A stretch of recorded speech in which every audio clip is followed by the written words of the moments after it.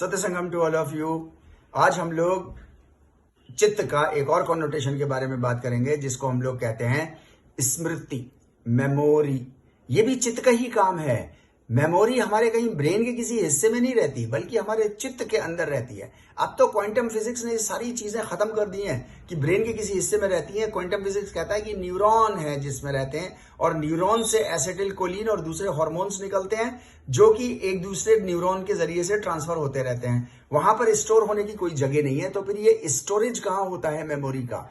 तो योग कहता है, महाभारत में अंदर बताया गया कि हमारा चित्त है जो हर चीज को मेमोराइज करता है। यानी कि हमारे जितने भी पास्ट इवेंट्स हैं उनको मेमोरी में रखना ये चित्त का काम है।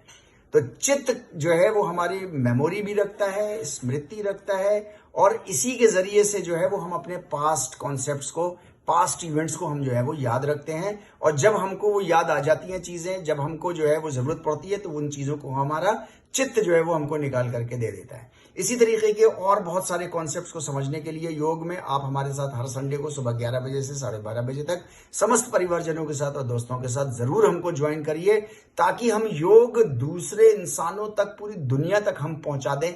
आज की 21वीं सेंचुरी में ब्लीडिंग ह्यूमैनिटी के लिए योग इज द ओनली सोल्यूशन। आप सबका बहुत बहुत धन्यवाद। सत्य संगम।